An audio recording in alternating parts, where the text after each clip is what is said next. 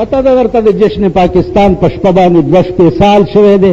په آرمي سټیډیم او قیوم سټیډیم کې. دا د چا ښځې وې د دې زن طلاق؟ دا د چا ښځې وې؟ دا په قیوم سټیډیم کې چې هلکانو چا وې د هلکان د چا زامنو او په آرمي سټیډیم کې دا د چا ښځې وې؟ نو د دې پېښور وې که نه وې؟ اوس چې ما سره کوم سړی ناست دي نو د هغه ښځه چېرته ما بار لیدلي نو زه چې د ښځې خبره شروع کړم نو سترګې ټیټې کړې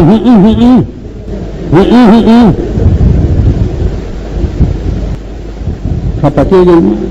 ټول هم مونږ یو ټول هم مونږ یو په پخه دیکه زن طلاق مونږ یو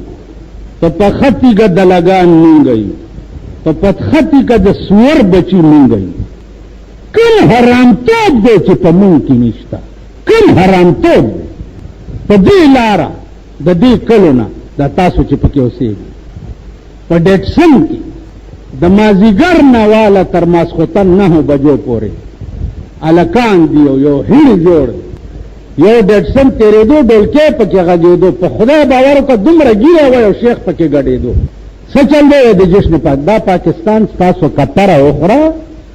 دا پاکستان ډېر ډېر په تاسو وجاړه ډېر ډېر در باندې وجاړه. د پاکستان د آزادۍ ورځ وه نو خدایم فری آؤټ پاکستان هلاک که چې هلاک شي چې پکې ښه او بد ټول هلاک شي. نو د آزادۍ خو دا معنا نه ده چې ته د پیرنګین آزاد شوې چې ښځه هم ګډېدو ته په هلکانو شاغوت کولو ته سټیډیم ته واستوه او په خپله په ډیټسن کې ګډېږه. خدای ته سجدې ولګوه چې د پیرنګین آزاد کړو موږ له آزاد ملک را کړی. نن د طالبانو نه امریکا ولې یریږي؟ ولې؟ د آزادۍ لاج محسوس کړی دی چې آزادي دې ته وایي چې د جمعې په ورځ به د دکان کولاو پروتي کولاو او ته به لمونځ ته ځې مجال دی چې سړی ورنږدې شي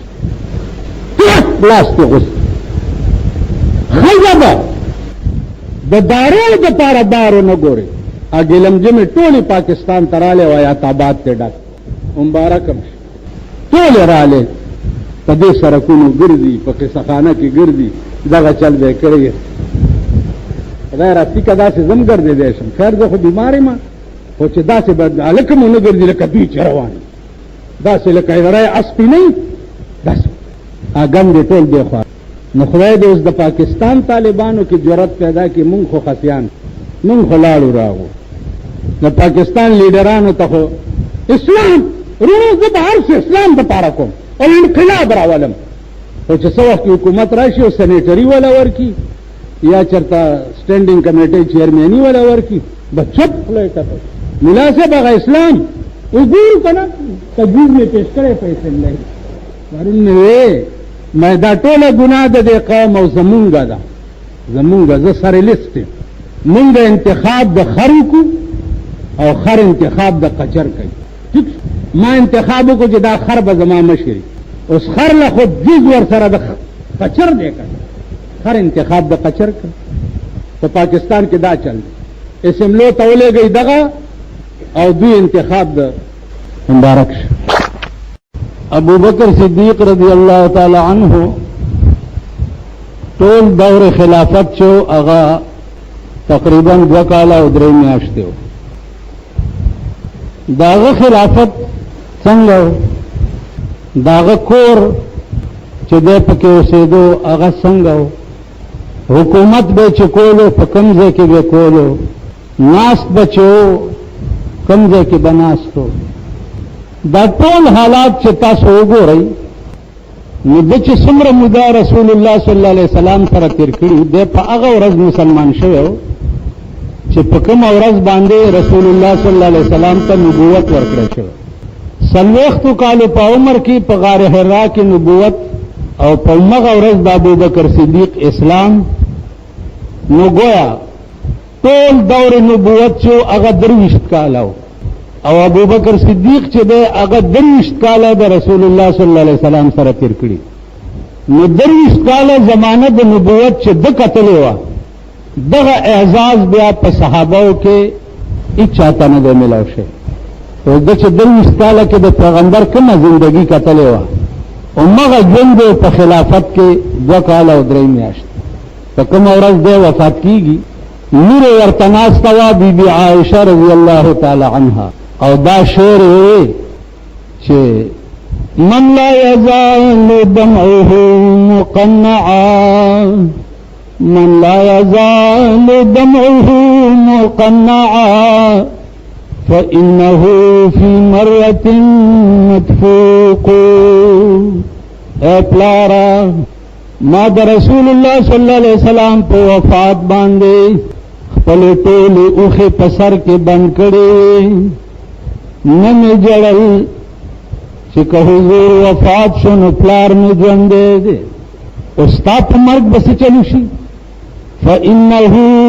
في مرة مدفوق اوس به ستا په وفات باندې زما د سترګو نه د اوښو سیلاب روان شي پلار ورته څه وایي چې بچیا ته ولې جاړې ژوندی چا سره به کښېنې پام به دې غلط شي جړا خو ماله پکار ده چې هغه ځای ته روان یم چې وړاندې مې لیدلی نه دی هغه پولیس به مې گرفتار کی چې وړاندې مې لیدلی نه دي هغه عدالت کې به مې پیشي وي چې وړاندې مې لیدلی نه دی نو جړا خو ما ته پکار ده ته ولې جاړې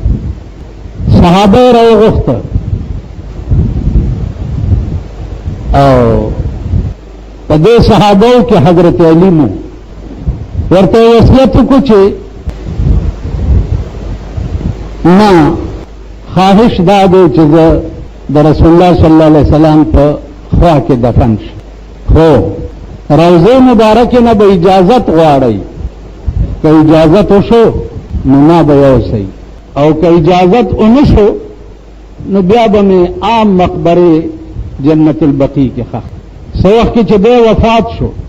او اجازت ته صحابه روان شو نو شاه عبدالعزیز صاحب په فتاوی عزیزیه کې لیکلي دي چې حضرت علی د دې ټولې ډلې نه مخکې روانو د اجازت غوښتو دپاره اول ته چې لاړو روضه مبارکه ته وویل چې یا رسول الله ابو بکر صدیق ستا په خوا کې خښېدل غواړي روضه مبارکه نه ورته آواز وشو چې دا زما محبوب چې دی زر راوړئ زه خو د ډېر وخت نه د ده په انتظار یم صحابو د روضه اقدس په خوا کې قبر وکنسته او د صدیق اکبر دفن چې دی هغه د حضور په خوا کې وشو زما عزیزانو دې پسې دویم نمبر کې بیا د عمر فاروق د دور حکومت بیان دی او نن چې کوم حالات په دې ملک باندې طاری دي هغه درته د قرآن په رڼا کې یو خبره کوم زه چې د مسلمان دنیا ته ګورم نو د رسول الله صلی الله علیه وسلم په دې حدیث باندې مې دا ایمان نور مضبوطی چې هغه فرمایلی دي چې یاتی علی الناس زمان لا يبقى من الاسلام الا اسمه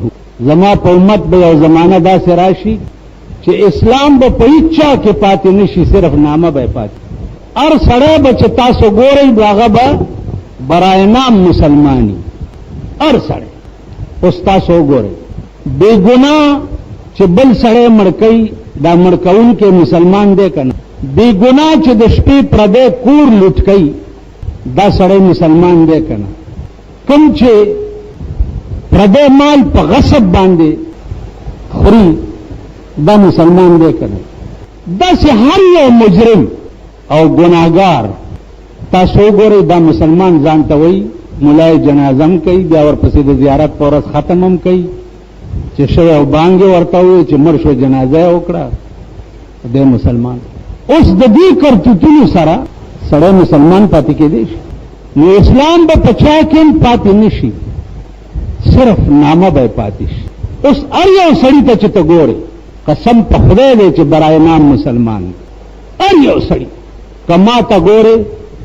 برای نام مسلمان برای نام ملایم که ځان ته وګورئ